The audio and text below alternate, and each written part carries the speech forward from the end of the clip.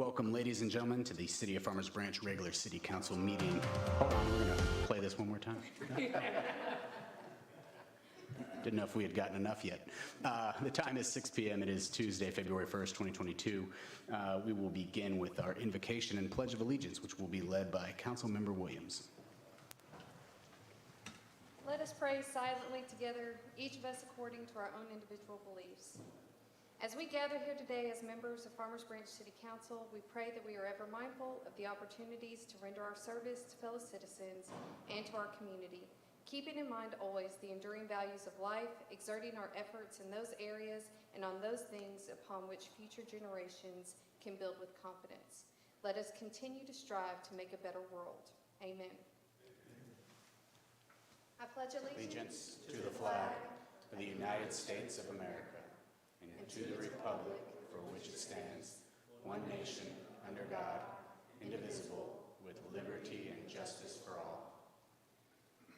Honor The Texas flag, I pledge allegiance to thee, Texas, one state, under God, one and indivisible. Well done.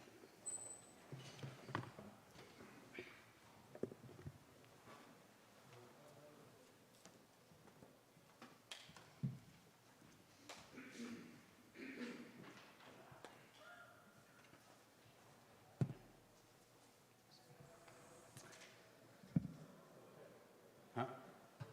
Go Tech? Parish Episcopal, man. Come on, man. Heads up. Texas Tech is world champions. And whatever we do. So next is our ceremonial items. E1 is a celebration of Denise Wallace for nearly 9 years of dedicated service to residents of Farmers Branch and the Mansky Library. Ms. Wallace? Ms. Bauer, the board, does anyone want to come up here as well?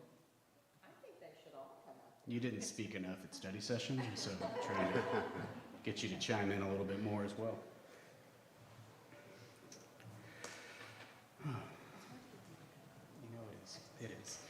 So today we recognize Denise Wallace for nearly 9 years of dedicated service to the residents of Farmers Branch and patrons of the Mansky Library.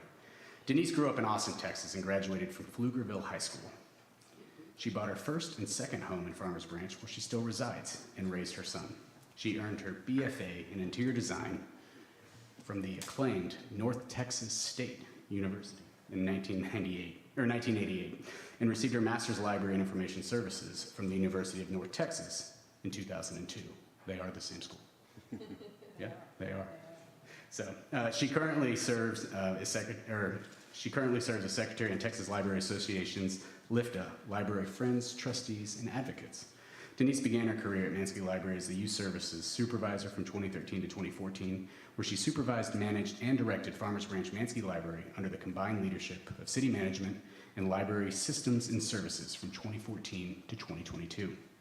Prior to work at Mansky Library, Denise worked in both elementary and middle school libraries as an instructional media specialist in Grand Prairie ISD from 2007 to 2013, and she ran the lower school library at Prince of Peace Christian School from 2005 to 2007.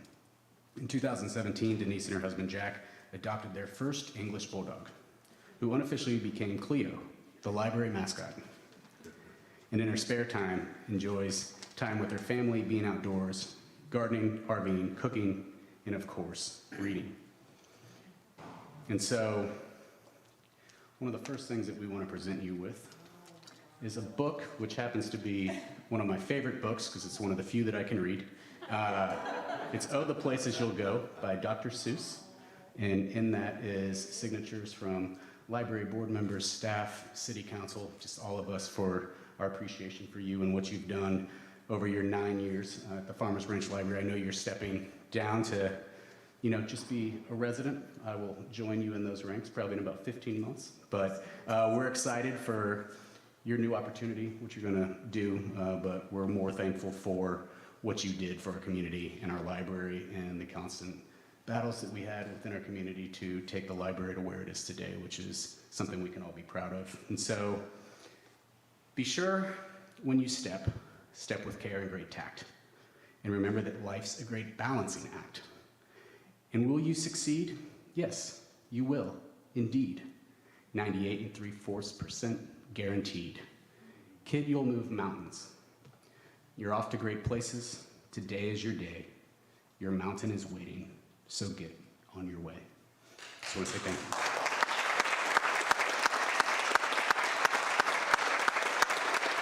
You want to say a few words first? As library board chair, I've gotten to know Denise even better, and as a lifelong resident, I've known her for years. We're gonna miss you, but we are so, so happy for you, and we are so excited for what's to come. And not only have you been a colleague, but you're also a wonderful friend. So how lucky are all of we. Good luck.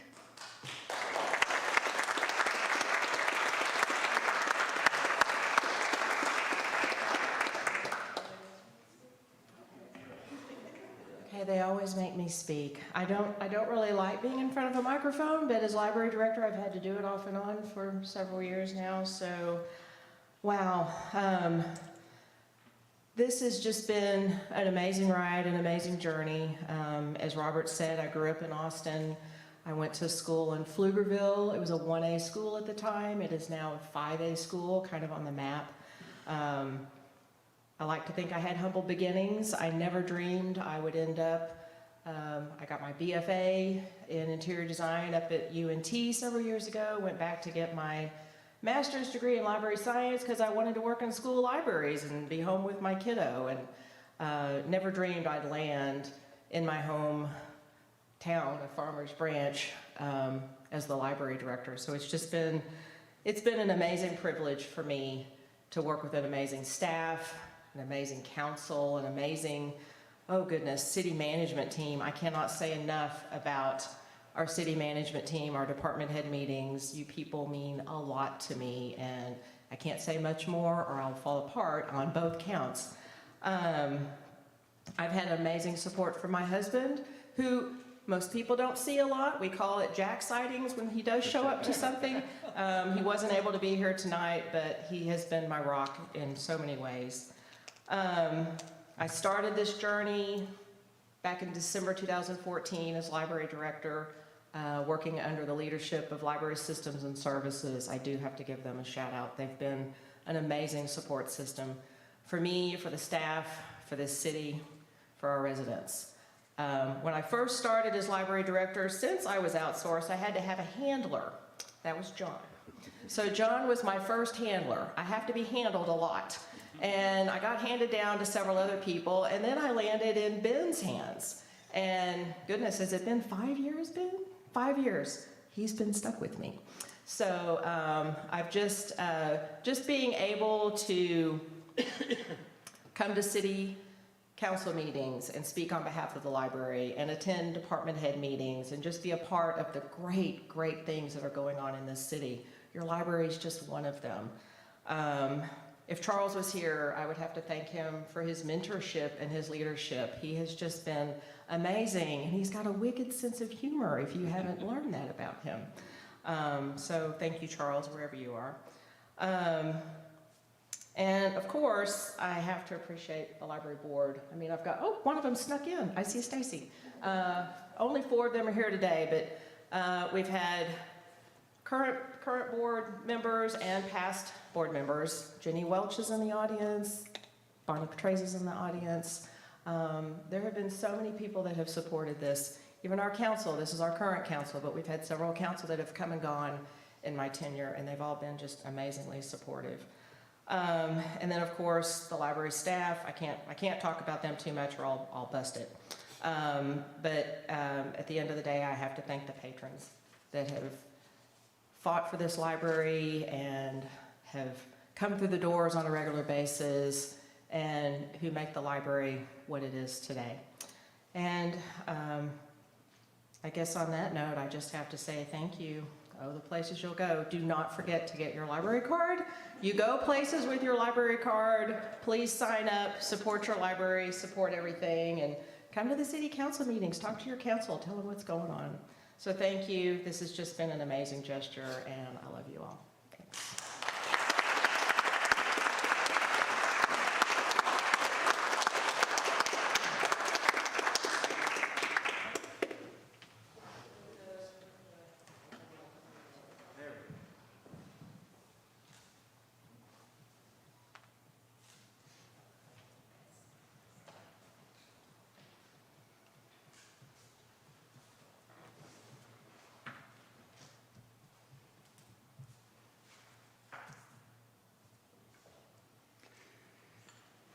Next is presentation of a proclamation to Parish Episcopal Panthers Division I title football team for the third consecutive year.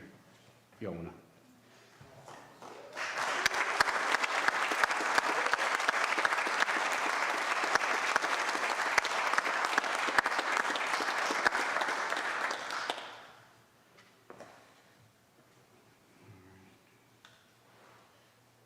We'll have to get through, as you saw.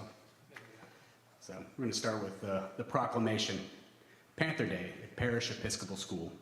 Whereas Parish Episcopal School's Midway campus serves over 750 plus students in 3rd grade through 12th grade and is home to Panther athletics. And whereas originally designed by IMPay for ExxonMobil, nearly 50 acres of grounds and buildings now serve students to prepare for life after college. And whereas Parish Episcopal achieved their 3rd consecutive Texas Association of Private and Parochial Schools Division I title in football. And whereas this success resonates with the athletic philosophy at Parish Episcopal to further the mission of the school using athletics to build future leaders with an emphasis on excellence and a focus on academics, athletics, student-athlete welfare, diversity, equity, advocacy, and school relations. And whereas football is a team sport, and tonight we recognize the time, energy, and talent from the champion Parish Episcopal Panthers and the sacrifices that were made to get to this point. So now, therefore, I, Robert C. Dye, Mayor of the City of Farmers Branch, and on behalf of the City Council, do hereby recognize February 1st, 2022 as Panther Day in honor of Parish Episcopal football team for winning the Division I title in football.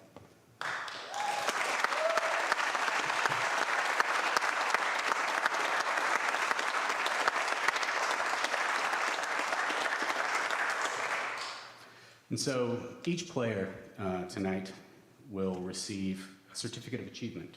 And this certificate is presented to each player in recognition of your achievement earning Parish Episcopal Schools their 3rd consecutive Texas Association of Private and Parochial Schools, the TAPS Division I title in football. And additionally, we have added in a nice challenge coin for everyone that on one side says Parish Episcopal Panthers, 3-time state champions for the years 19, 20, and 21 with the Panthers helmet on it. And then on the other side, congratulations, go Panthers, with the City of Farmers Branch logo.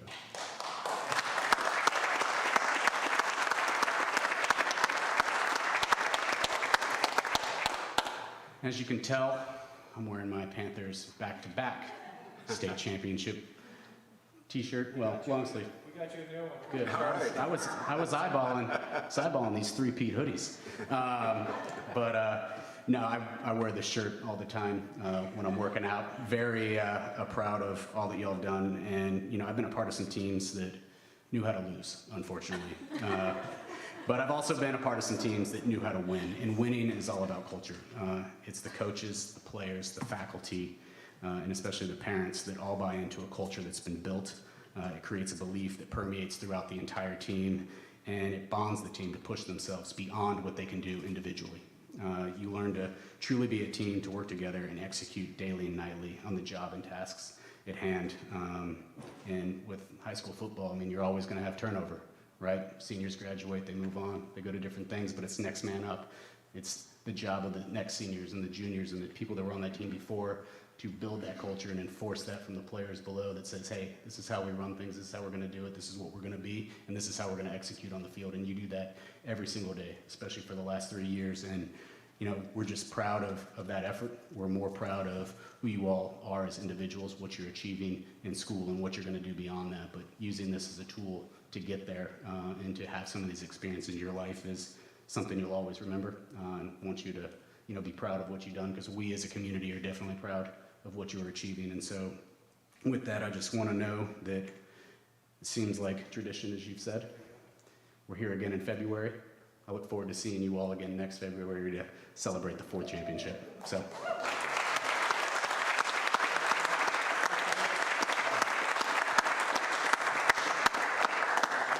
up my hair. All right. I'll let you say it. Yeah. Say a few words. I'll be brief. Well, I'll take it out of here. First, let me congratulate Denise and the library staff. let's talk afterwards. Some of my guys need to visit the library, so find me afterwards and we can set that up. But no, this has become a tradition and almost like a superstition for us the last 3 years to come visit Mayor Dye and the council, and we are very, very proud to represent the city of Farmers Branch, or the town of Farmers Branch. It's interesting because we feel like we're Farmers Branch team, and we've seen a lot in the news lately about Dallas's team SOC. So coincidentally, we scheduled a game with them next year for week 4. So we want you to be out there and bring that challenge coin. We'll flip that thing and we'll kick it off and we'll spot the ball and we'll see who has the better football team. So we are very proud to be here. And like you said, it's the ultimate team sport. You know, even though the players change, the culture and the traditions don't. And so that's what we try to keep going, and this has definitely been a tradition we look forward to every year, and we appreciate you guys. But I don't want to sit here and talk. What I'd rather do is just introduce the guys that are here. We have a baseball and basketball games tonight, so we don't have everybody that we'd like to have here, but we got some of the main components. But first, let me bring the assistant coaches up. Coach Galusha, who is our defensive coordinator, who does an outstanding job with the defense. He claims he's going to hold SOC to 0 points, so y'all can hold him to that next year. And then Coach Harbor, Coach Corey, who is our wide receivers coach, and also our head JV coach. These guys don't get enough recognition for the job they do, and they do an outstanding job. I'm standing here as the figurehead, but without guys like this, we wouldn't be able to accomplish what we've been able to accomplish in our program over the last few years. And then, obviously, these are the guys that make it go, the players. Without them, you know, you can't ride a donkey in the Kentucky Derby. So you're only as good as your players as a coach. So I'll bring them up one by one and introduce them here real quick. We got Landry Sattler, offensive line, defensive line. Austin Sattler, offensive line. Y'all can stand up there. We're going to take a picture right after, guys. We're going to take a picture up here afterwards. Stand right here in the front. Go right there. There you go. Jacob Pequeño, offensive line. Sam Liu, offensive line. Jalen Hall, defensive line. Daniel Demery, safety. Aiden Gilmore, offensive line. Andrew Paul, running back. Real quick, you can see with all these linemen that I'm introducing why he ran for so many yards this year. Caleb Mitchell, defensive line.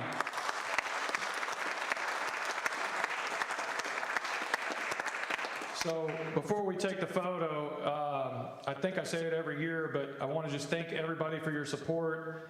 Like I said, we're proud to represent you guys. We're proud of this group. We're proud of all they've done.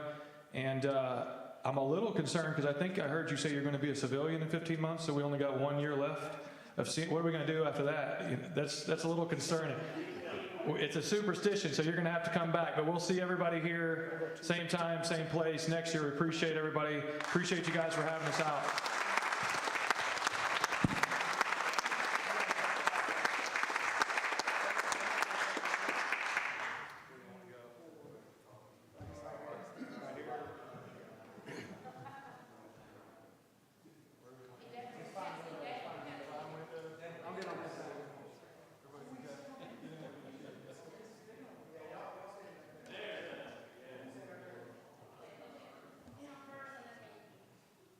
Take one.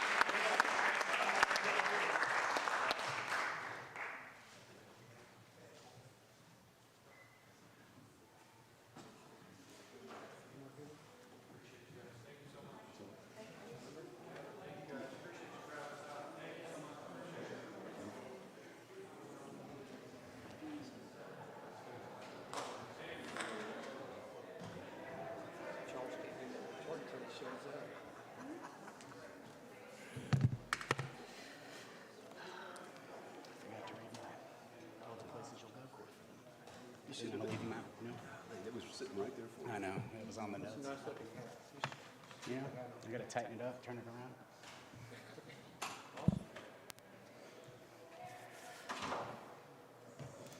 Okay. Next is the city manager's report on items of community interest. Mr. Land. Thank you, Mayor. The City of Farmers Branch has an emergency plan in place for the severe weather predicted later this week.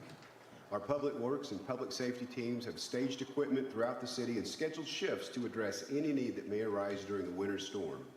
In addition, our sustainability team is working hard now to complete the remainder of this week's brush routes, including extra pickups earlier than scheduled.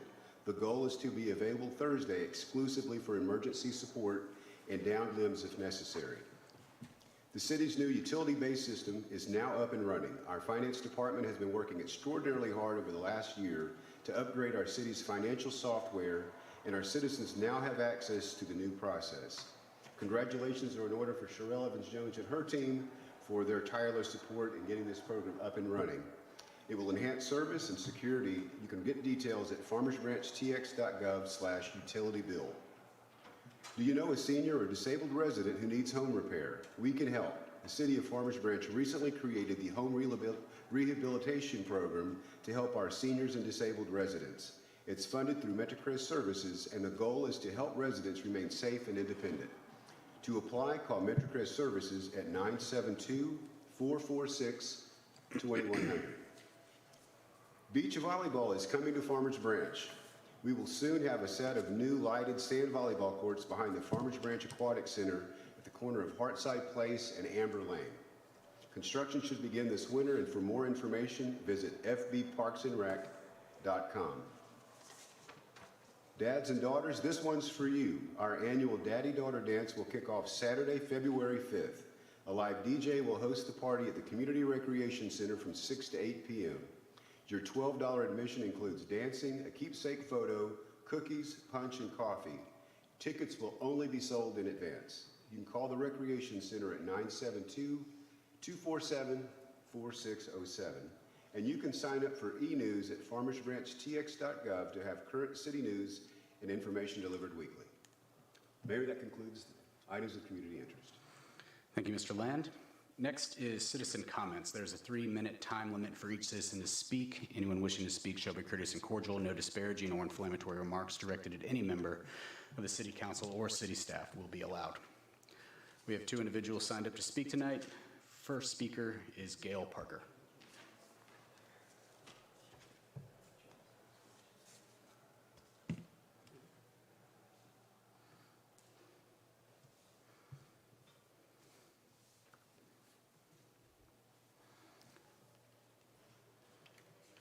Name and address, please. Gail Parker, 14037 Albemarle Drive. Mayor, council, I'm here tonight. I've chosen Farmers Branch as my retirement home. I've been here since April of 2001, and I've got a problem, noise pollution, automobiles with loud mufflers. It's a problem because they're speeding when they do it, and that's dangerous, and it also involves reckless driving. And we have a monitor on our street, and I've watched it and seen it at times when they go, they stop at Albemarle and Valwood, and then they race down to Josie or the other way from Albemarle to B Street. And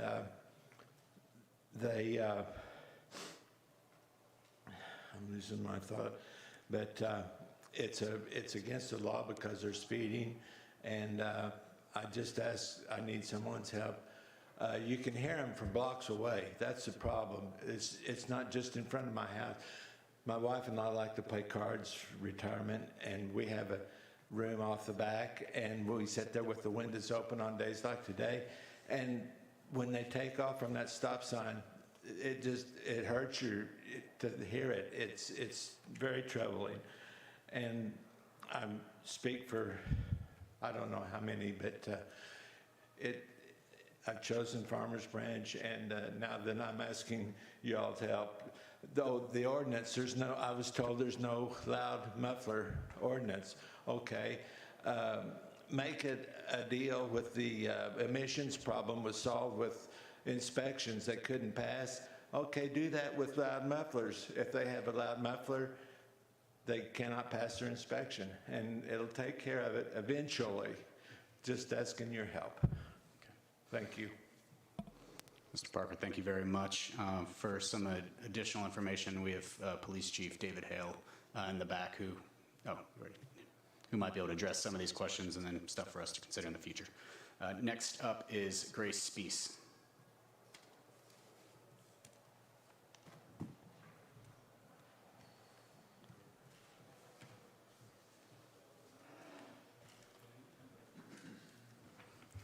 Name and address, please. Raymond Flores, representing the Farmers Branch Chamber of Commerce, 13612 Midway Road, Suite 603, Farmers Branch, Texas, 75244. Good evening, Honorable Mayor Dye and members of the council. Today marks my 9th month with the Farmers Branch Chamber of Commerce. As many of you know, I came across the chamber due to my participation in the Workforce Success Bootcamp and was able to obtain an internship that later developed into a permanent position. Since working at the chamber, I have developed professionally by learning professional communication skills, creating reports for the board of directors and City of Farmers Branch, and overall learning the ins and outs of running a business day to day. Oh, and public speaking, like I'm doing right now. A couple things that I wanted to highlight today are upcoming events list, which is the Church Safety Seminar Night, the Farmers Branch Chamber Relocation Celebration, and the Cedar Creek Ribbon Cutting.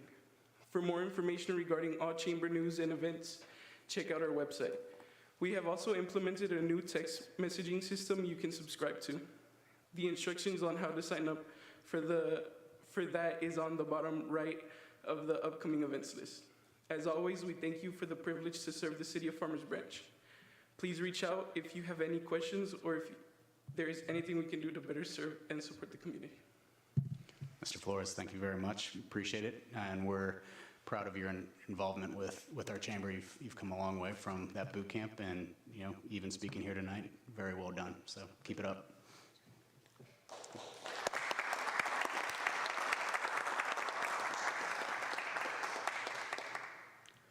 Next is the consent agenda. Do I have a motion to approve? Mayor, I move to approve the consent agenda as presented. I have a motion by Councilmember Rotana. A second by Councilmember Williams. As you can all remember, we're voting by the iPad tonight, so does anyone wish to have any further discussion? I don't see anyone signed up to speak, so with that, I will ask you all to mark your vote at this time.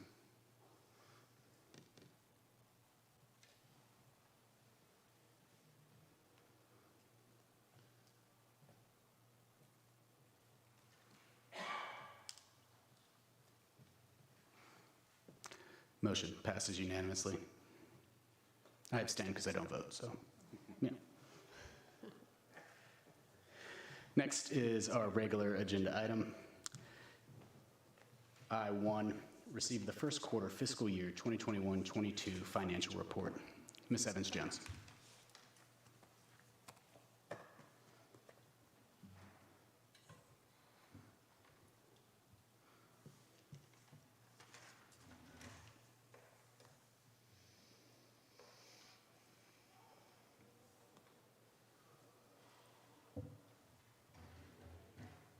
Good evening, Mayor, Council. Glad to be with you today. My name is Sherelle Evans-Jones. I'm Director of Finance with the City of Farmers Branch. Here to talk a little bit about our first quarter financial results and just how we're doing through the first little bit of the year that we have had to transpire through the quarter ended December 31st, 2021. The layout and the breakdown of the financial report is consistent with what you have seen before, but just for the benefit of our audience who may be looking at this for the first time, I'm going to go through a couple of things that maybe you all have seen before. So we start by presenting our overall adjusted budget for the year that we're in, the 2021-2022 year. That's the first column. And the column just next to it is where we are year-to-date. From a management perspective, we make certain estimations as to where we believe we'll be on revenues as well as where we believe we'll be on expenses through the first quarter.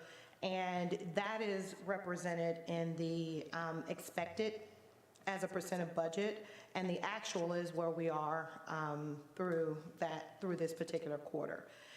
So from a review perspective, you can kind of see where our property taxes are performing a little bit higher than expectation. Same with our sales tax. From a franchise fees perspective, that is performing just a little hair behind budget, and that has a good bit to do with the timing of those receipts. Some of those that pay franchise fees pay them on a quarterly basis, but they are trailing, it depends on which month they hit in.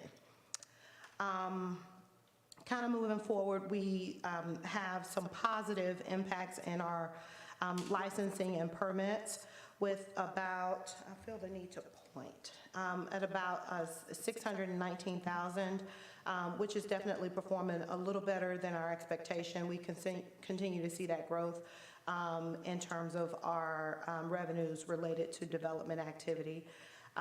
And also in our areas related to charges for services at 2.1 million. And you can kind of see the comparison of our actual performance compared to expectation. We're definitely doing better in that area. There are a few things that flow into that particular line item. One of those is our landfill revenue. And so we've had an increase in tipping fees, and that resulted in additional revenues that is hitting that line item now. And just as we begin to, as we continue to come out and emerge from the pandemic, there are, higher than anticipated revenues related to parks-related activities that's also embedded in that number. So the balance of the revenue items making up the $22.1 million that we have in actuals through the first quarter. I've presented this before, but I'll share this in terms of the expenditures. So generally speaking, we kind of divide those up, especially on a general fund perspective. You can't really predict when you're going to do what, especially general fund wise. And so that's why you see an expectation of about 25% for all of those key areas within general fund. Some of those things, it's helpful to note that all of these line items have a budget associated with the expenditure line item, and even though you see some spending through the first quarter that might be higher than what that expectation is, there's a stop-catch system that'll kind of help to make sure that none of those line items exceed budget unless we intend for them to do so. Moving forward to our enterprise fund, water and sewer sales are a little bit higher than budget, not a ton, at $7.5 million. Stormwater charges, and that's that revenue that's charged, it's running just about on budget at $435,000. Now, what you see here, the most significant line item within our water sewer is the operations line, and you'll see kind of a big variance between the expected and the actual. What is in that number is big contracts that are related to our water purchase, our sewer fees that we pay to TRA. And what happens typically at the beginning of the year is our Public Works Department will open up a purchase order that will encompass the majority of that budget. And so you see that, big hits to that number come into play pretty early on. And then as we go throughout the year, they spend against that purchase order. So you can kind of get an idea of where we stand here in terms of just a quarter-to-date performance. I'm happy to see the revenue is definitely trending, a little bit ahead of budget. And as we go throughout the year, this will normalize as the revenue continues to come up. Our hotel motel revenues are doing a little bit better than planned. 25% compared to a little more than 30% at $618,000, so a little bit better than planned.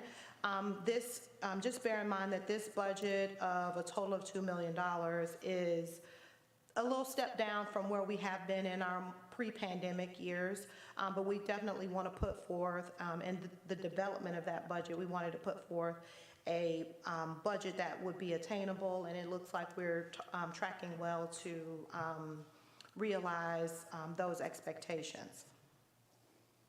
In terms of the expenditures, $906,000 is divided up between funding that's been spent for historical preservation, and that's kind of trending along with plan, and then the promotion of tourism. And this is another one of those areas that has some purchase orders opened against it. So not all of this 564 has been spent and out the door. That represents some purchase orders that have not been expended yet. The last thing I wanted to close with in terms of the financial presentation is just to look at where we stand through the quarter with our investments. So the majority of those investments, 53% or $48.5 million of the $91.7 million is invested in munis. And you can kind of see the array of other investments. We try our best to keep it diversified among different types of investments, different types of maturities, different timings of maturities. Our overall weighted average of maturity on this particular investment load now is 305 days. And at this point, when the camera lens opened and took the picture at December 31st, we were at an unrealized loss of about $188,000. So, are there questions?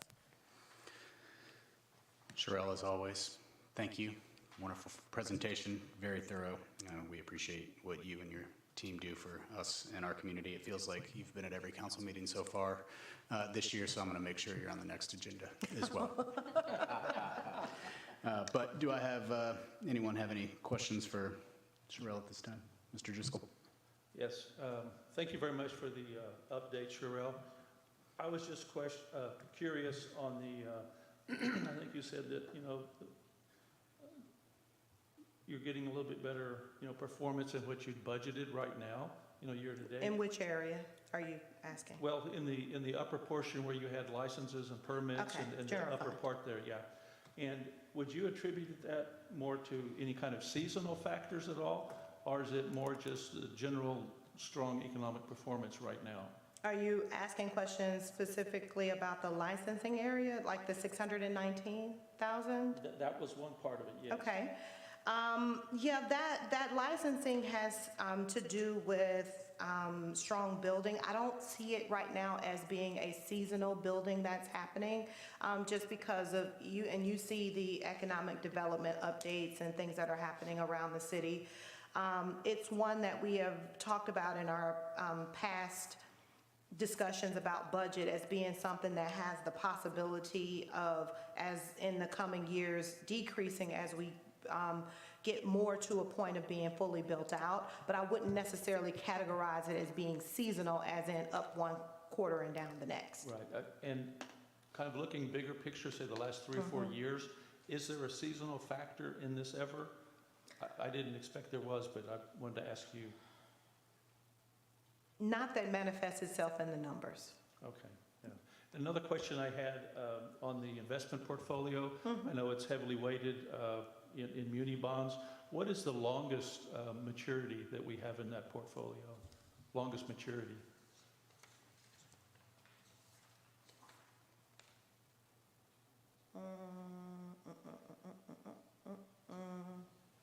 Looks like about 75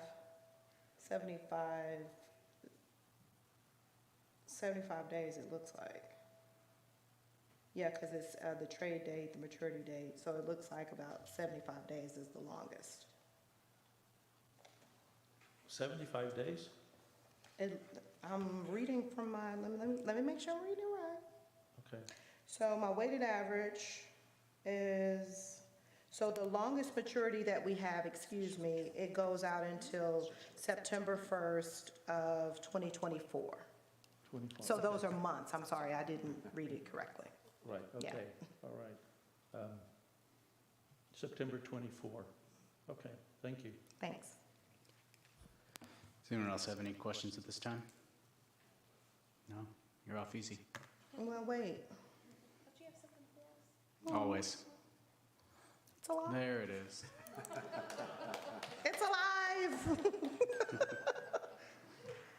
Project Promise, Phase 4 is alive. Today is its birthday. Happy birthday, Project Promise, Phase 4. So, I'm happy, in case you can't tell. Trying to get to my slides.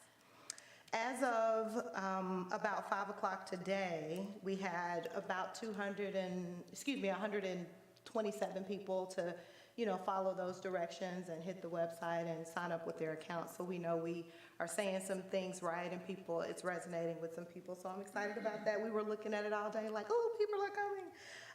Okay, so generally speaking, when I present, I try to keep things high level and I try not to take you too much into how the sausage is made.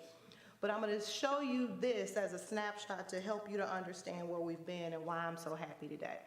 When you start a project like this, you tell the software folks what dates you are and aren't available, et cetera, and then they come back and they hit you with something like this that causes you to swallow deeply because it's the year 2021 and these things are scheduled out into 2022 and you're like, dear God, what have I got myself into? First thing I want to point you to is the fact that our first thing started with a cancellation of our date because of the major weather event that happened about this time last year. And we're hoping, because we are actually in session now, we're hoping that it doesn't end on a bang with a major weather event coming up. The next thing I want to point out to you is that the latter sessions, so like our go live prep, our go live, this is right where we are right now. Those are being designated as being on site, which means what? The rest of them were not on site, which means we were in 3-day-long Zoom meetings, Teams meetings to get this thing scheduled and configured and all of that. And I'm just so proud of the team that worked through it. Last thing I wanted to point out with how the sausage is made and all the steps we had to go through to get there is that it's not fully over. So there's some tinkering and some working on things that have to happen over the next months, and you can kind of see it's baked into the plan. And I'll come back to that tinkering in just a minute. So 28 work sessions, over 200 hours of work, and I'm just proud of every bit of this team that came together to do this. This wasn't just a finance effort. This wasn't just an IT effort. It took all sorts of people to come together and keep pushing that big rock up the hill, and I'm just so proud to be a part of the team that helped to bring it to bear. So we had a fun little celebration amongst our team this morning, and I said all I have to say, and thanks to all of these people on this screen and others. So I just say one more time, thank you. Okay, so you have one of these at your chair. So this is the new utility bill pay instructions. This is available on our website right now. It is also going to be mailed in the next utility bill, so it'll be an insert in the utility bill for folks to be able to follow those steps and instructions. It is kind of a lot of steps, and but once you get it set up, there's some things that you don't have to redo once you log in and establish your account and things like that.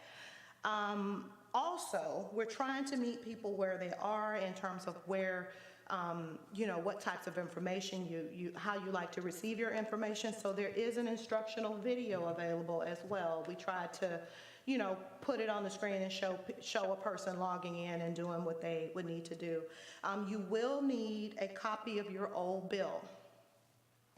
And this was something that we struggled with, how to explain this, because effectively, some portion of your old bill has both pieces of information you need, but the new system utilizes 6 digits, and you might have 4 or 5 or 3 digits. So we're putting preceding zeros and ones, and it's too difficult. It was too difficult to try to explain that in a video. You see what I mean? So if you have a copy of your old bill, you try to log in and you have questions or it's not giving you what you need, just call us and we'll tell you, oh, you need the 2 zeros in front or what have you, and you'll be able to get in just fine. You can go here to our new website to reestablish your auto pay, check your bill. You can do that via credit card, e-check. You can review your balances. We're just excited about it. So. And we've already gotten, with that video, we've already gotten some cities that are, you know, that are maybe 2 or 3 weeks behind us and their go lives in other places, and they're like, oh, let me see it, you know, so they're trying to mimic or copy, or, you know, we must have put forth a good effort. Speaking of communication leading up to this moment, so we've done our best in a variety of different ways to show. And it appeared in the branch review and utility billing there on the right side, next door, our Facebook page, a variety of different ways where we were trying to, you know, make sure that people knew this transition was coming. And this is just kind of a, you know, a high level look at some of the different ways and frequencies that we put some things out to make sure that people were aware. We did our best to get the information out.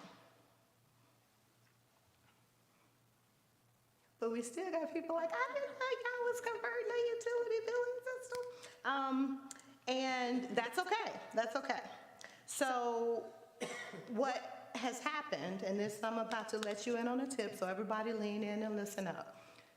What happened is, let's say you were on auto pay, and the auto pay functionality disconnected around the mid-December as we were making this transition. So auto pay didn't take your December bill. You didn't hear any of the notices that we talked about for how to call and pay your bill. So what happens? December's still there. December moves forward. Now you got January. Now you got 2 months. And customers are starting to receive what I refer to as the nasty gram. Okay? Don't be mad. This is what you do. You didn't hear it from me, but I'm gonna tell you what you do.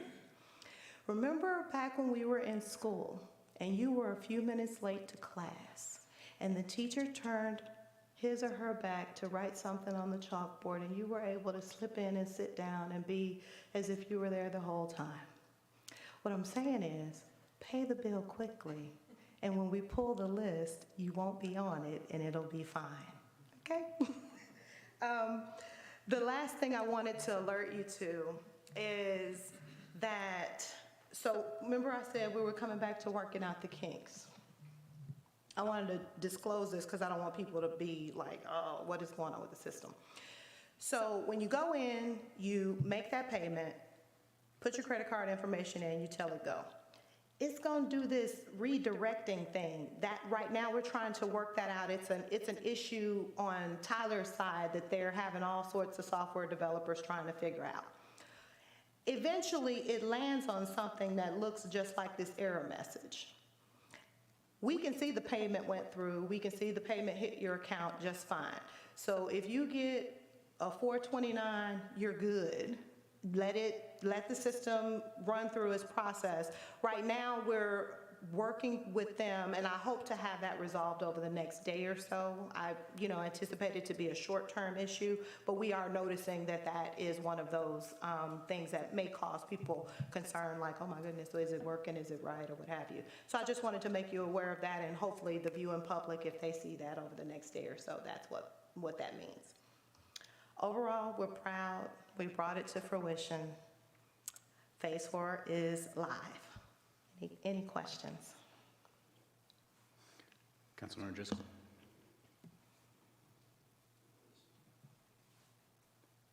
Yeah, I said Councilmember Driscoll. We also have this.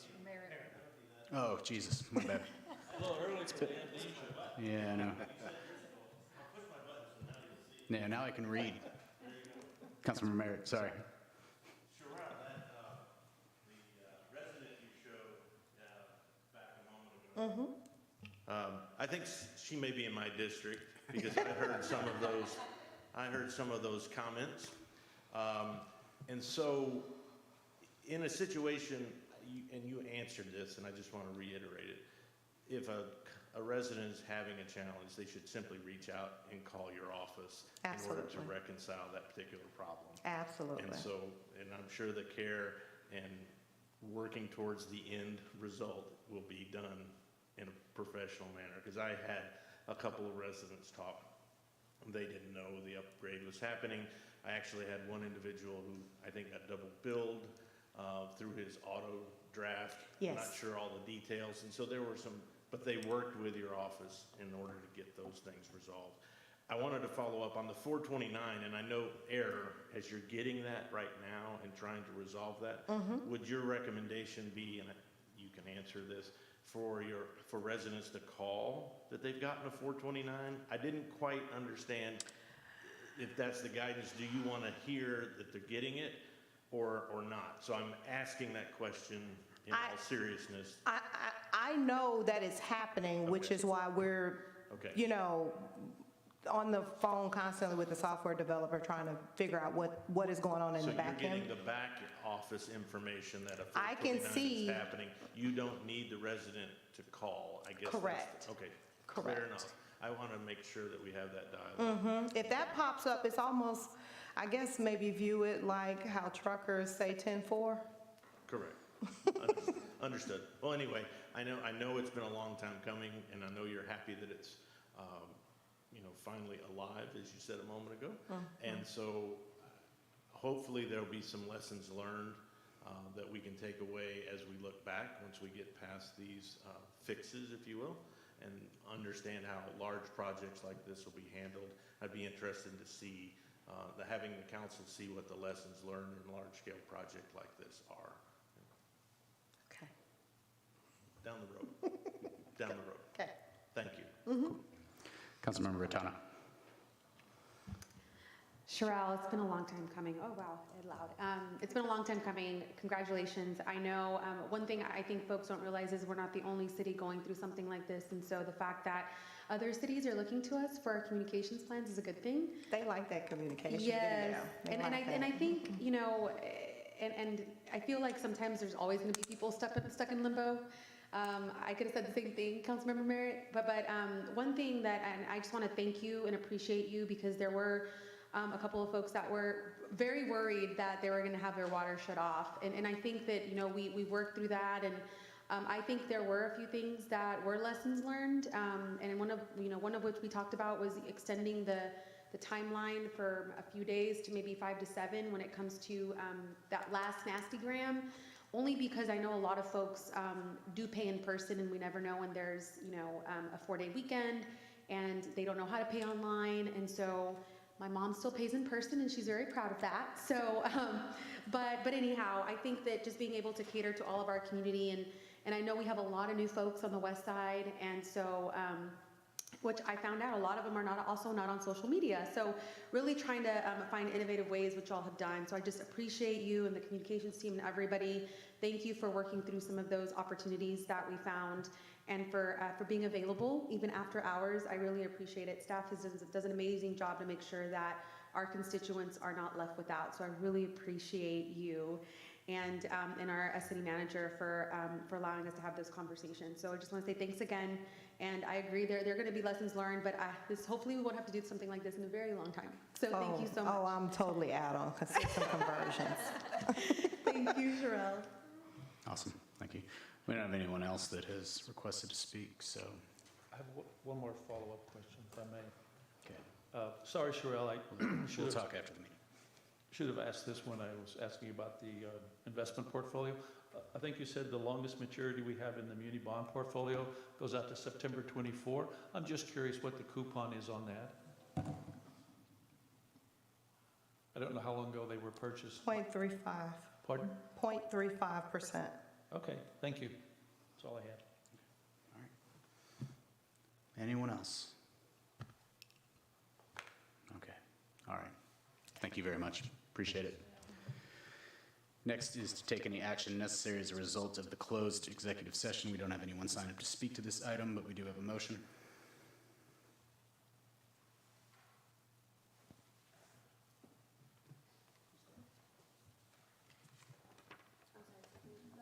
Executive session.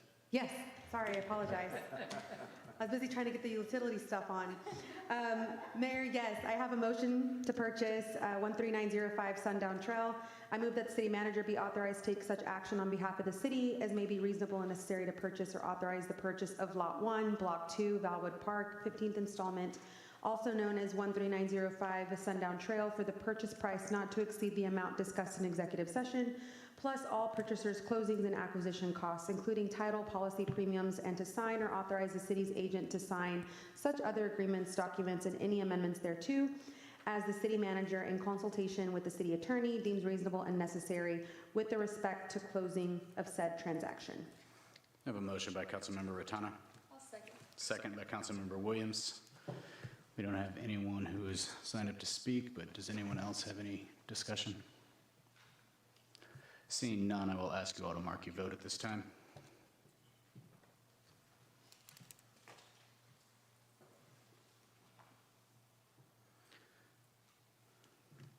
Motion passes 4-1. Seeing that we have no more business to conduct, I will adjourn tonight's meeting at 6:58 p.m. Good night, everyone.